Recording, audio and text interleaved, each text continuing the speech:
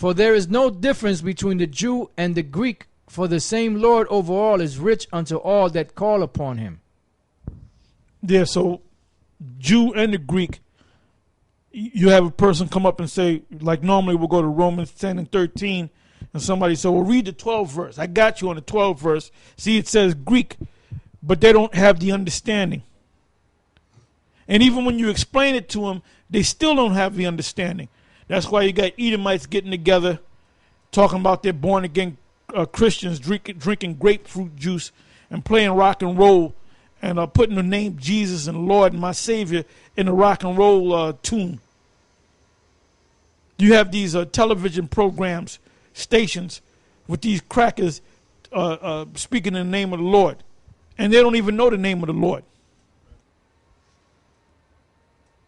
Or give me 1 Corinthians, the 12th chapter and the 13th verse. 1 Corinthians chapter 12, verse 13. For by one Spirit are we all baptized into one body, whether we be Jews or Gentiles, whether we be bond or free, and have been all made to drink into one Spirit. And that's not going to happen. We're not going to come together, all these different nations. The only ones that are going to come together are Israelites. Last one, Galatians 2, verse 3. Galatians chapter 2, verse 3. But neither Titus, who was with me, being a Greek, was compelled to be circumcised. And that's plain and to the point. We mentioned Titus. We showed you an icon of Titus. We know that Titus was a black man. So Titus had to be an Israelite, but he was in a Greek. His parents raised him up in the ways of the Greeks. And he spoke fluent Greek. Now the Apostle Paul spoke fluent Greek. But the Apostle Paul will tell you in a minute that he was a Jew or of the tribe of Benjamin. Like I said, a lot of these people don't understand. Their eyes are not open to what this book is all about. What the truth of this gospel is all about. But anyway, you said you had an article out of that book.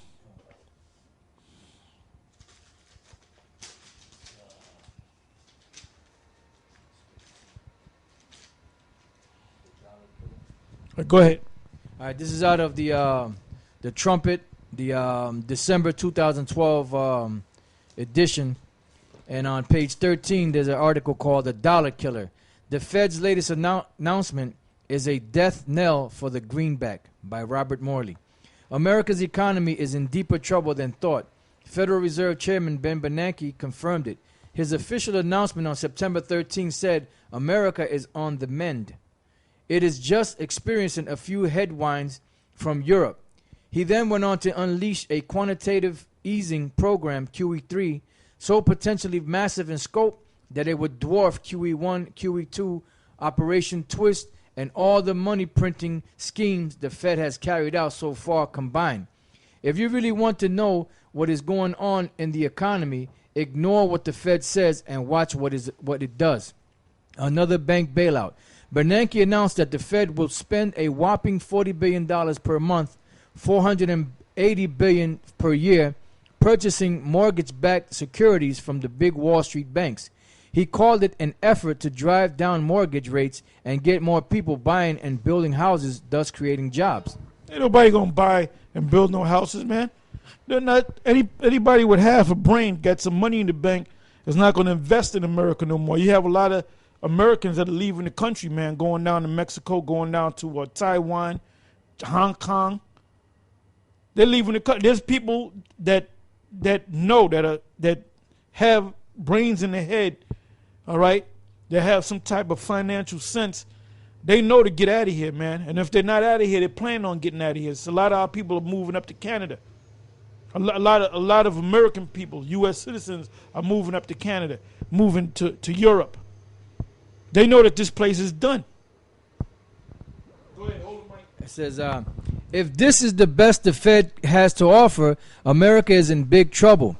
Mortgage rates are already at historic lows, and people cannot afford to buy more houses. Pushing record low rates a few fractions of a percent lower won't do much. What is likelier is that the big banks will finally have an opportunity to unload all their garbage subprime mortgage-backed securities at the expense of taxpayers. In other words, this is another bank bailout. Excuse me. But if that part of the Federal Reserve's announcement wasn't shocking enough, what it said next should blow your socks off. The Fed said it was writing itself a blank check for how much it could spend until the labor market improved substantially. It gave itself no predefined limit on how much it could spend or for how long under this new QE3 program.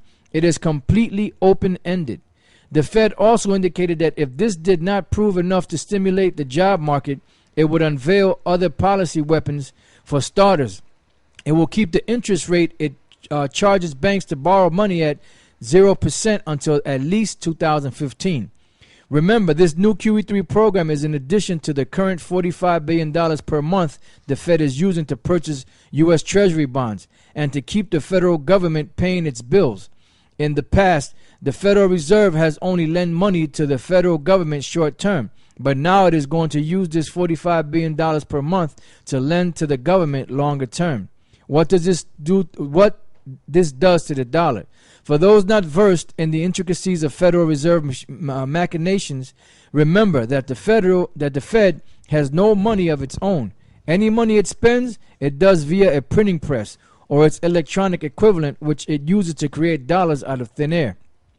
But there's no free lunch. Economists always forget the other side of the equation. You don't just create $40 billion, throw it at the banks, and get magical economic growth. Every time the Fed creates money out of thin air, it cheapens the value of all pre-existing dollars. So while dollar money supply totals may grow by 40%, 40 billion per month, and while America's gross domestic product may increase, it is phony growth because the dollars are worthless. Yet, yeah, that's called a bubble. You had an internet bubble, you had a real estate bubble, and now this is a financial bubble. And all bubbles burst. Yes, people are spending more, but they are getting less. Printing money to buy things in Zimbabwe policy. Printing money to buy things is Zimbabwe policy. What happened to Zimbabwe when it tried this? Eventually, it cost Zimbabweans billions of dollars to buy a banana. This is where the quantitative easing road leads. Yeah, that's under the leadership of Robert Mugabe. Now, when you look up Robert Mugabe, I believe he was schooled in the best school in England, if I'm not mistaken. If you just go to Robert Mugabe, and I believe his major was finance. If you go to Wikipedia, it'll tell you what school he attended. So he went to the best school money can buy. So was he a dummy? Or was he sleeping during class, or was this a setup? See what you can find there. And basically, he did the same thing that Obama is about to do. He came into office. He really didn't do anything, but the people loved him so much they put his ass back in office, and then he showed his horns. You people gonna get caught out there, man. Yeah, I think I found some information. It says Robert Mugabe, qualified as a teacher but left to study at Fort Hare in South Africa, graduating in 1951, while meeting contemporaries such as Julius Nyerere, Herbert